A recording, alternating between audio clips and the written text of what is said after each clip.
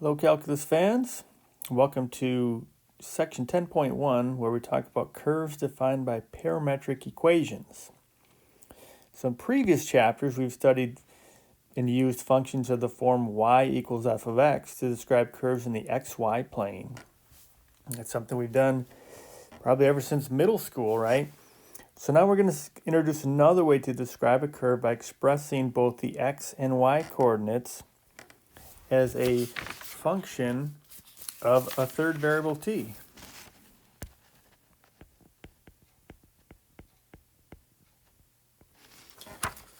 So if you imagine a particle that moves along a curve C as shown below, and it's a little bit of a choppy curve here, but that's what we're trying to show. We can't describe C by an equation of the form y equals f of x, because C fails the vertical line test, right? It fails it all over the place. So we can't have a function here because an input would have more than one output. But we can describe C by a pair of equations, like x equals f of t and y equals g of t. When studying motion, t usually denotes time. It doesn't have to, but it normally does.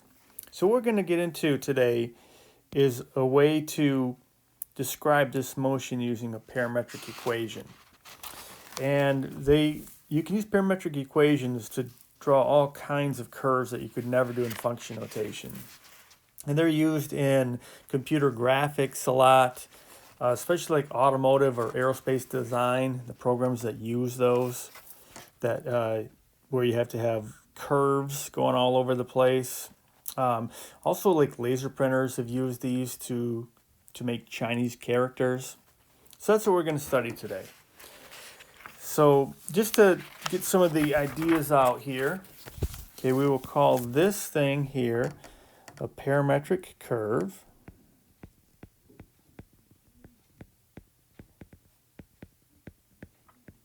And parametric curves have directions associated with them. So if this particle, let's say it's a particle is moving in this path, and this direction on the path, that's different from a particle moving on the exact same path going in this direction. Those are two different parametric curves.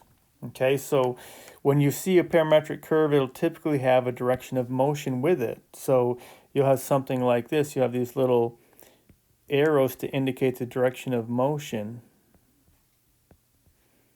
So something like that to show the direction of motion. You'll have this point. Let's say you have this point here on the curve, and this point would be f of t, g of t. And that's how you would get this point, like this xy. You could call it like in xy.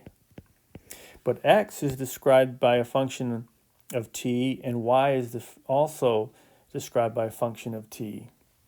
So x and y are both functions of a third variable t. And t is what we're going to call the parameter. So parametric equations, just to get familiar with some of these terms, if you have a parametric equations, so you have a pair of these equations, you have something like x equals f of t, so x is a function of t. Y equals g of t, so y is also a function of t, and t we call a parameter. Parameter t, which is here and here. Okay, so equations like these describe more general curves than those described by a single function, and they provide not only the graph of the path traced out, so they've got the graph of the path traced out, you've got the direction of motion, but also the location of the particle at any time t. So if you input t, if t represents time, you'll have that location at any time t. It'll be some point here on the curve. Okay, so just to reemphasize, when you've got a parametric curve, it shows the points on a curve but traced in a particular way, right? So if the direction is reversed, it's a different parametric curve. Okay, so let's take a look at some examples and see what it is we're even talking about here. So our first curve, or our first example is something we're familiar with a parabola. So we've got this position of a particle moving in the xy plane is given by the equations and the parameter interval. So here's a parameter interval. It's basically saying t is greater than or equal to 0. And you've got x is the square root of t, y equals t. And we're asked to identify the path traced by the particle and describe the motion. Okay, so let's first try something. Let's try to eliminate t to produce a recognizable algebraic relationship between x and y. Okay, so sometimes we can do that. So if we want to just get it out of a parametric equation, get into our regular, what we're used to seeing, some kind of algebraic relationship, we could think of it like this. So looking at what we're given, x equals the square root of t. Well, that means that x equals the square root of y, right? Because they tell us up here that y equals t, so x equals the square root of y. So that implies that if I were to square both sides, I just get y equals x squared. Okay, and we know exactly what that looks like, right? So the particle moves along the parabola.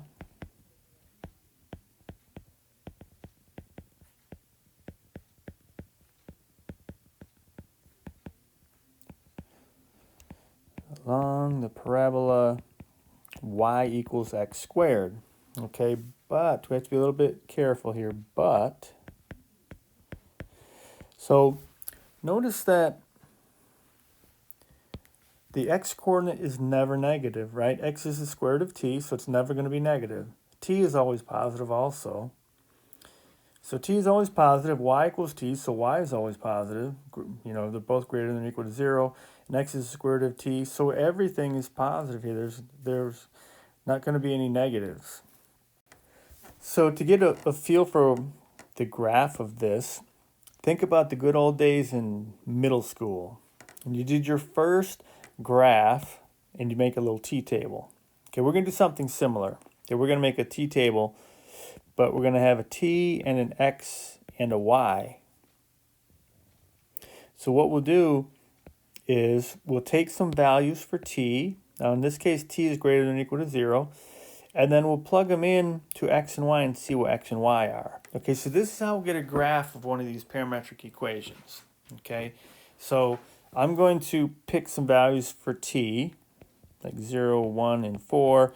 These are carefully chosen because I know that I'm going to have to plug t into the square root to find x, right?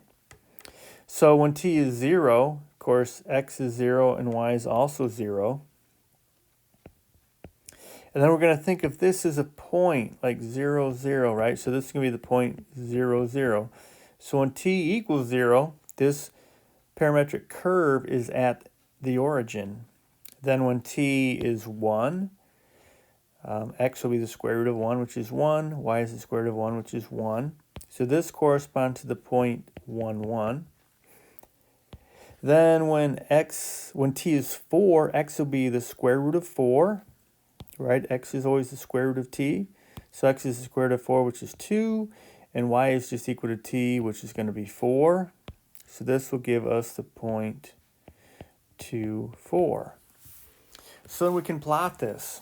So we can plot this graph.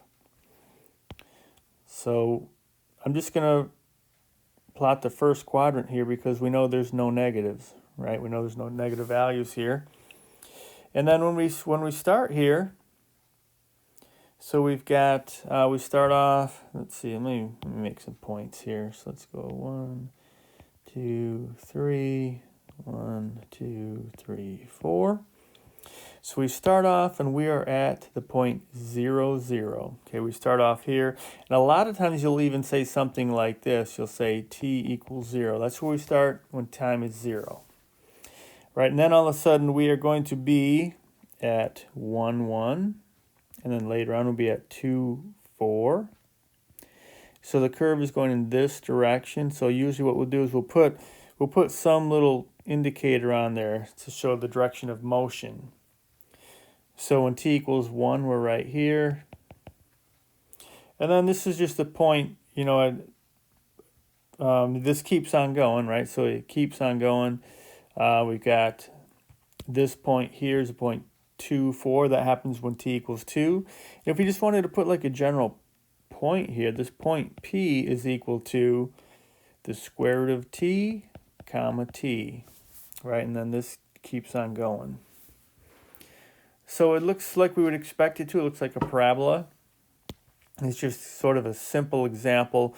But in this simple case, we could eliminate a parameter and come up with something we're more familiar with, y equals x squared. We just have to be careful about the inputs here because t is always positive, so that will have some effect on here too. So let's go ahead and see what this looks like in the graphing calculator. So we have to put the mode into parametric mode. So you go to the mode button, go down to function we're normally in, and go over to parametric, just hit enter. Okay, then we go to y equals and see it's going to say x and y. So x is going to be the square root of t, so I go second square root, and then to get the t, just press what we normally press to get the x, and this time it's going to give us a t.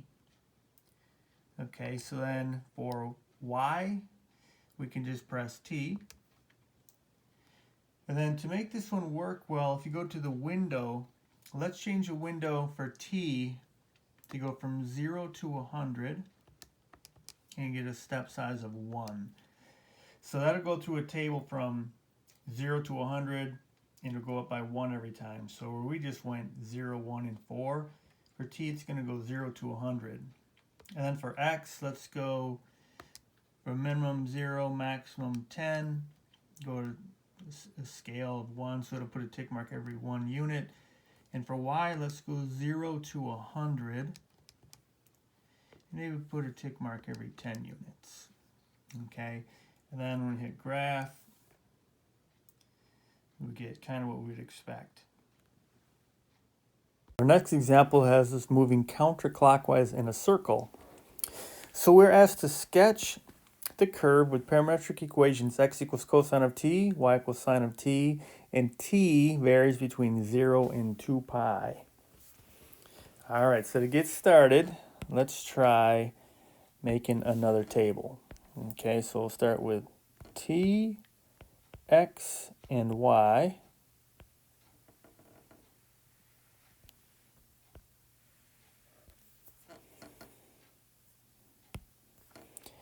And let's see, I'm going to put some values in here for t, like 0, pi over 4, let's see, pi over 2, pi, 3 pi over 2, and 2 pi.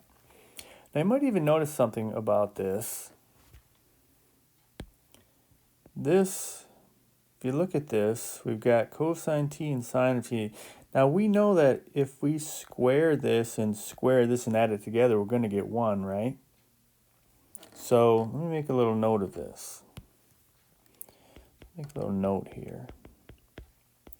Okay, since x squared plus y squared would be cosine squared t plus sine squared t, and that equals 1, right? That's Pythagorean identity. Because of this, the parametric curve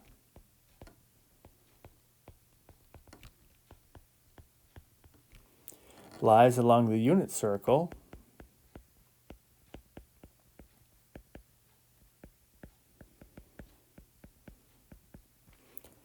x squared plus y squared equals 1.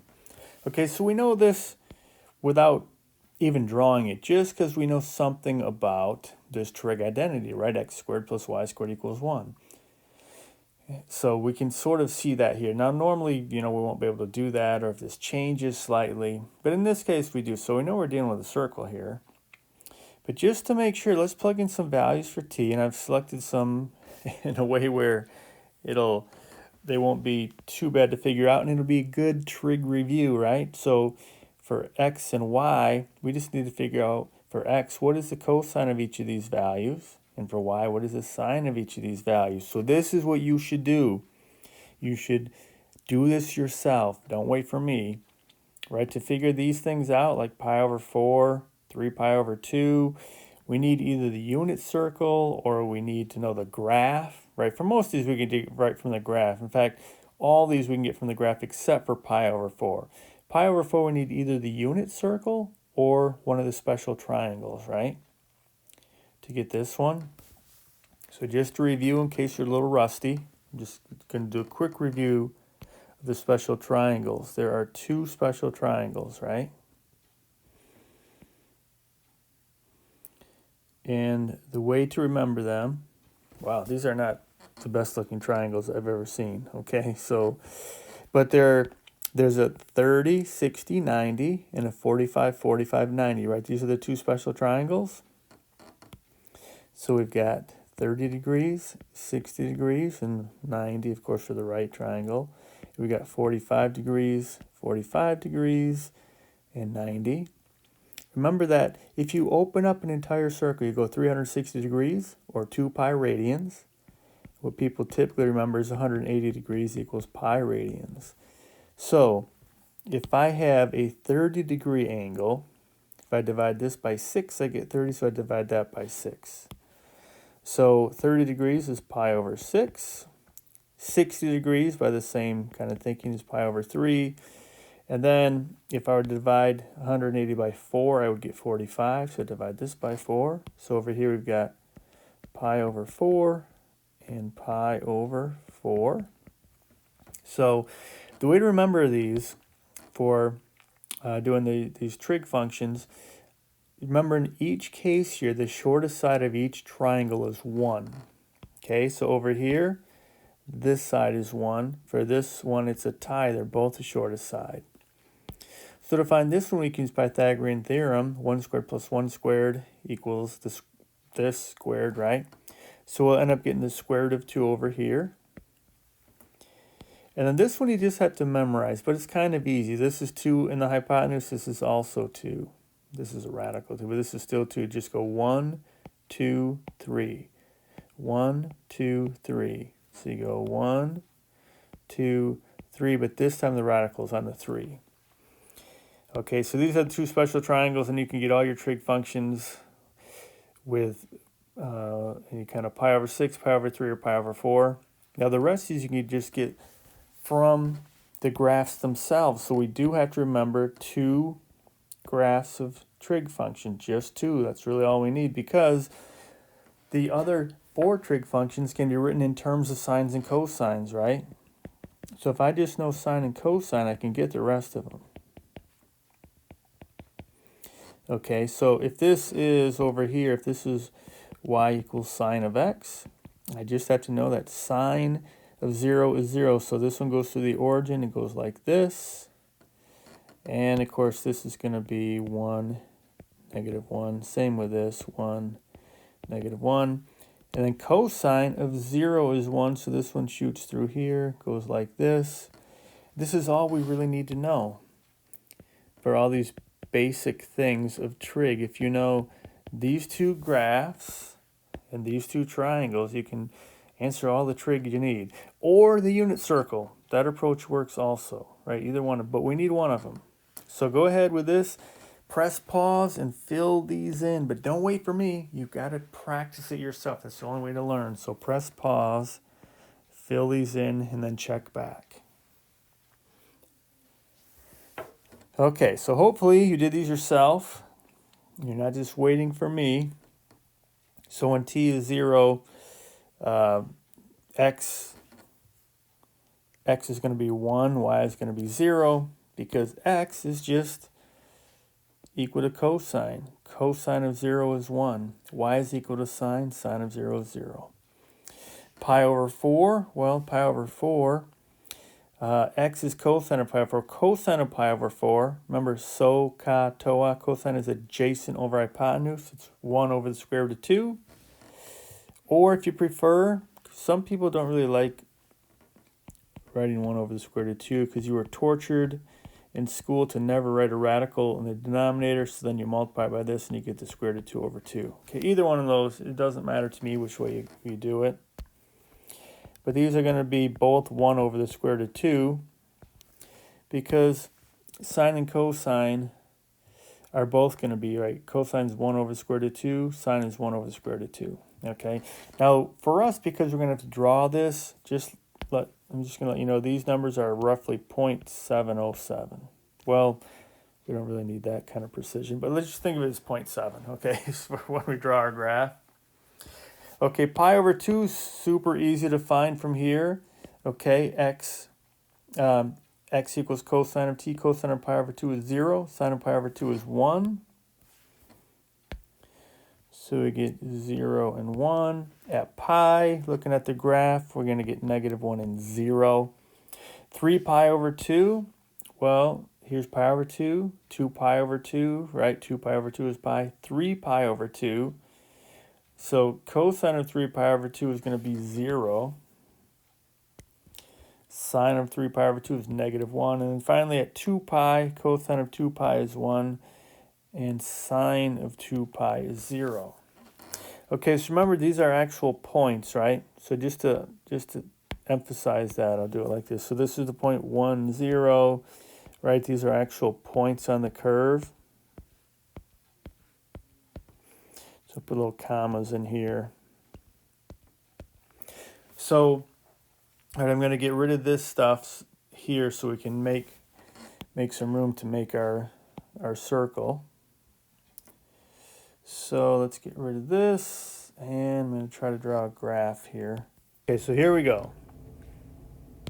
When t equals 0, we're at the point 1, 0. Okay, so we're over here at t equals 0. Okay, then when t is pi over 4, we're at this point. So t is increasing. Now we're at roughly 0.7. So x is about 0.7, y is about 0.7. So we are, let's see, around here.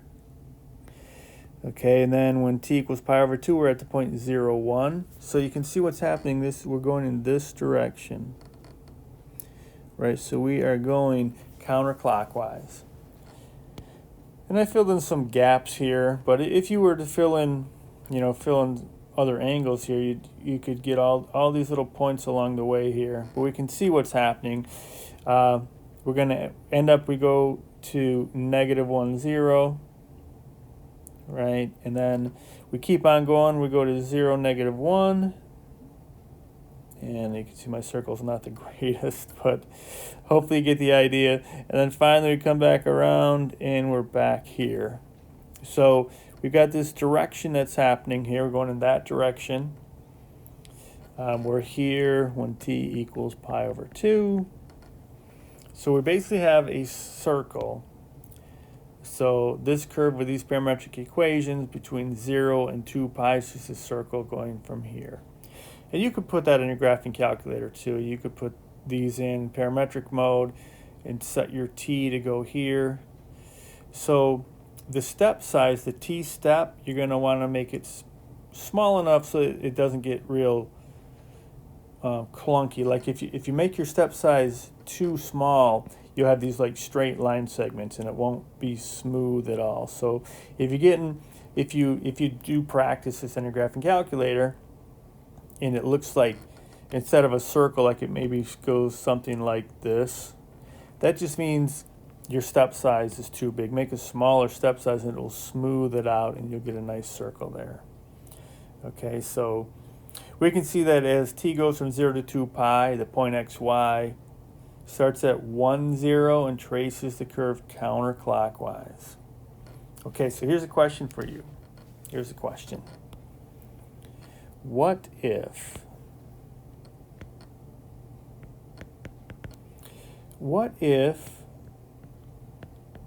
y equals negative sine of t? Y equals negative sine of t. So we're up here and I just put a negative there. What would be the difference? So notice here all these y values would be negative. Okay, if that happens, what would happen is, think of this y, instead of being 0.7, it'd be negative 0.7, so it'd be down here. So what that would do is it would still trace out a circle, but it would be going clockwise, right? So if you did this, the circle, the curve would just it would go clockwise. So the curve goes clockwise in this case. So it would look the same when it was done, but the motion would be in the other direction. And just as a little note here, if you have, I just mentioned, if you have x equals r cosine t and y equals r sine of t, this gives a circle of radius r. So you can play around with that in a calculator if you want to. It'll be centered at the origin. X equals 2 cosine t, y equals 2 sine of t. It's going to give you a circle of radius 2 centered at the origin.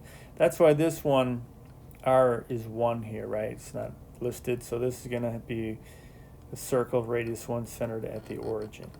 Okay, we've got another one to try. It says, sketch the curve with parametric equations x equals 3t squared, y equals 2 plus 5t, and t is between 0 and 2. So what I'll do is make the usual little table here. Make t, x, and y. I'm just going to plug in some values. So t goes from 0 to 2. So I'm just going to plug in 0, 1, and 2. And then as t goes from 0 to 1 to 2, I'll just plug in here. So when t is 0, x is 0, y is going to be 2. So we get 0 and 2. Remember, this just is the point 0, 2 on the xy plane. When t is 1, we're going to get x is 3, y is 7. So this is the point 3, 7. And when x is 2, we'll get 3 times 4, which is 12. And y will be also 12. So this is the point 12, 12. And of course, I'm just getting these values by plugging t into x and y. Okay, so if we're going to graph this one, something like this. This is 5 and 10. Let's say this is 5 and 10. So we start off, when t is 0, we start at the point 0, 2, right? X is 0, y is 2. When t is 1, we get to the point 3, 7. So, of course, I'm just kind of eyeballing it. There's maybe the point 3, 7. Then finally we get to the point 12, 12, which is maybe like this. So we've got some sort of curve going something like this. Okay, let me clean this up a little bit. Okay, then we should put a direction on there. So it's going in this direction. And this one actually stops right here. So I don't want to put an arrow on the end here, right? Because this stops at 2. This is just from 0 to 2. So this is a short-lived curve. It just goes from here to there and it stops. Okay, so that is that one, kind of a simple one. There's a little note here. So y equals f of x can always be represented with parametric equations like this. Basically what you do is just let the independent variable get set equal to t, okay? So if you want some function like this to be represented with parametric equations, one thing you can always do is let the independent variable get set equal to t. So the independent variable gets set equal to t. Okay, you'll see this one, number 35 in the homework in the 9th edition, or number 29 in the 8th edition.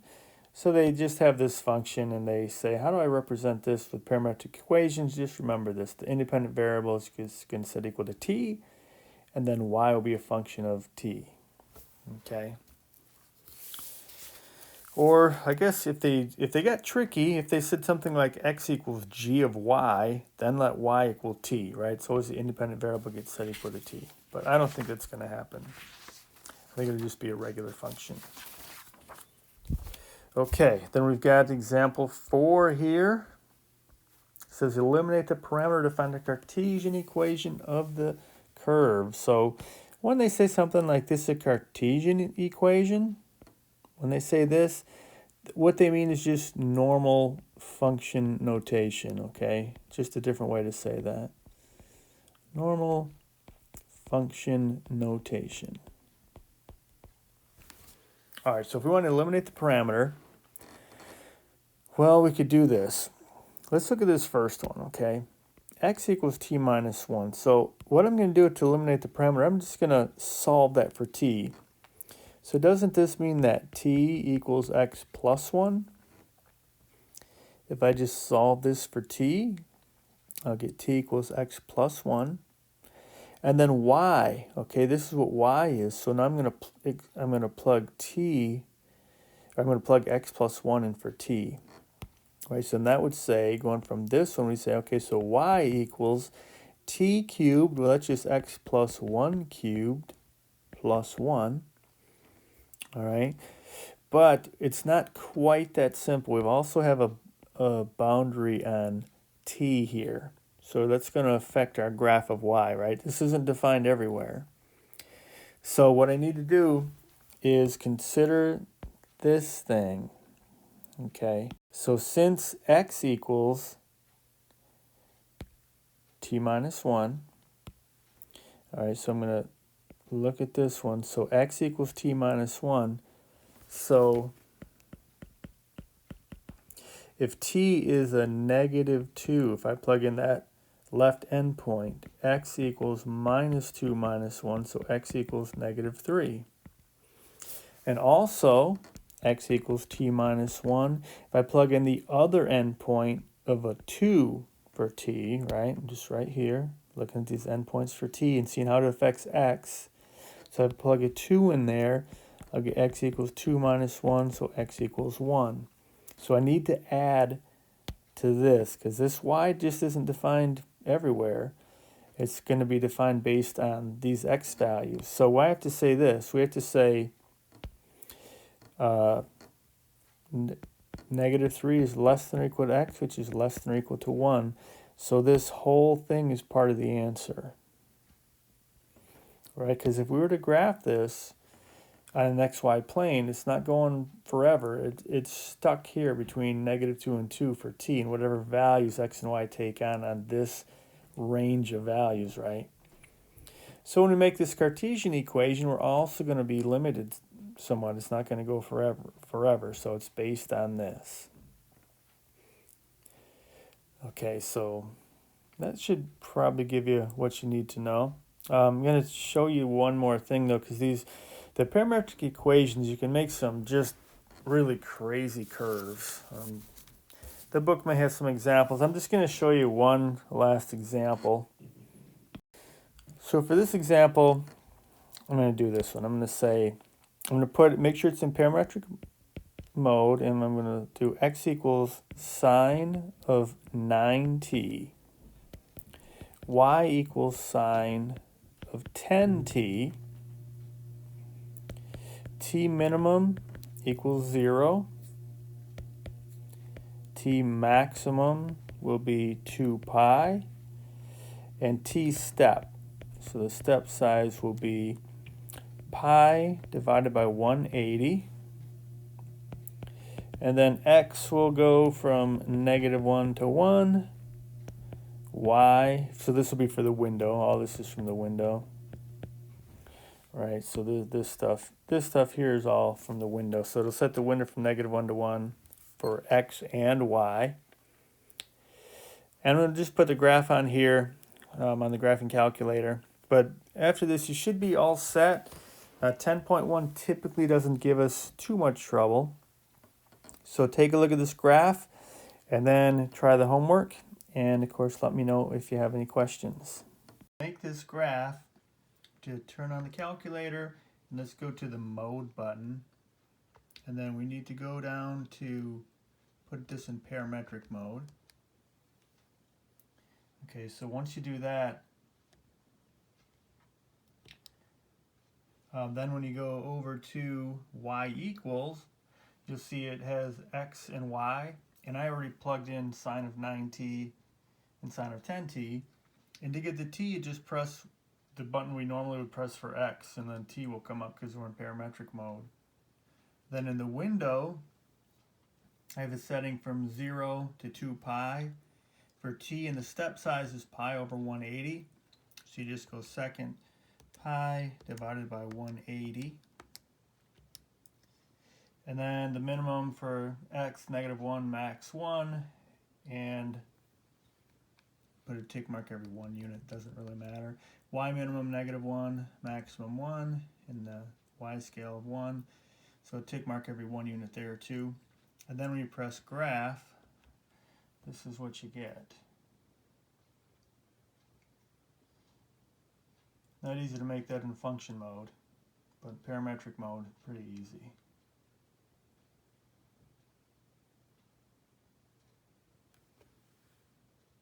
All right, everybody, give the problems a try, and I will talk to you soon.